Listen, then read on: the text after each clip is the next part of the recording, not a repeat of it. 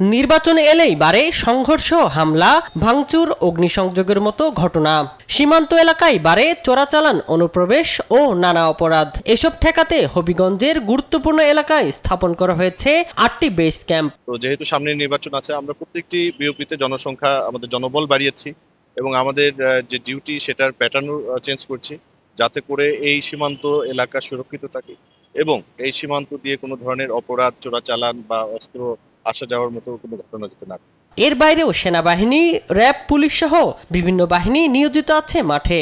প্রশাসনের নিরপেক্ষতার ব্যাপারে বিন্দুমাত্র কোনো সন্দেহের অবকাশ নেই। সামনের 12ই ফেব্রুয়ারি নির্বাচন একটি অবাধ, সুষ্ঠু, নিরপেক্ষ নির্বাচন হবিগঞ্জে অনুষ্ঠিত হবে, এটি আমি নিশ্চয়তা দিই। সাতক্ষীরায় হামলার উদ্বেগ আছে মানুষের মধ্যে। আর সাধারণ জনগণ যত আইনশৃঙ্খলা বাহিনীর তৎপরতা দেখবে, ততই বিশ্বাস করবে যে নির্বাচনটা ভালো হবে এবং ভোট দিতে পারবে।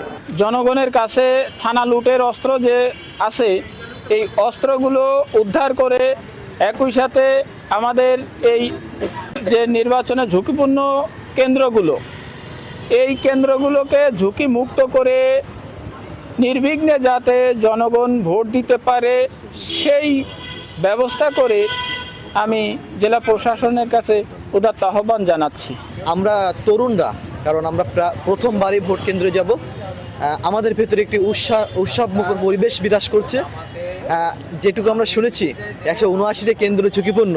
আমরা প্রথমবার ভোটার হিসেবে এই এতটা ঝুঁকিপূর্ণ কেন্দ্রতে যদি ঝুঁকিপূর্ণ হয়, তাহলে আমরা কিন্তু ভোট কেন্দ্রতে যাইতে পারবো না। স্ট্রবেরি সুপার ডটেড ও ক্লাসিক ভ্যারিয়েন্ট সেন্সেশন, জাগুক শিহরণ। সাতক্ষীরাবাসীর পক্ষে প্রশাসনের কাছে আমাদের জোর দাবি, এই জায়গায় যেন ওনারা উল্লেখযোগ্য ভূমিকা রেখে এই দুটো জায়গাকে নিরাপদ করেন এবং সাতক্ষীরার সাধারণ জনগণের মত প্রকাশ এবং নিরাপত্তার জায়গাটা ওনারা যেন সুন্দরভাবে আমাদেরকে নিশ্চিত করার জায়গাটা ওনারা প্রদান করেন। ভোটাররা যাতে ভোট কেন্দ্র থেকে ভোট দিয়ে নিরাপদে বাইরে আসতে পারে, এজন্য জেলা প্রশাসককে উদাত্ত আহ্বান জানাচ্ছি। মানবাধিকার সংস্থাগুলো দাবি তুলেছেন সাধারণ মানুষের জানমালের নিরাপত্তা নিশ্চিতে স্থানীয় প্রশাসনকে আরো উদ্যোগী হওয়ার। ইতিমধ্যেই সাতক্ষীরায় 179টি কেন্দ্র ঝুঁকিপূর্ণ বলে ঘোষণা করা হয়েছে। কেন এটি ঝুঁকিপূর্ণ সেটির কোনো প্রশাসনিক ব্যাখ্যা নেই, ফলে ওইখানটাই আমাদের একটি আতঙ্ক থাকে।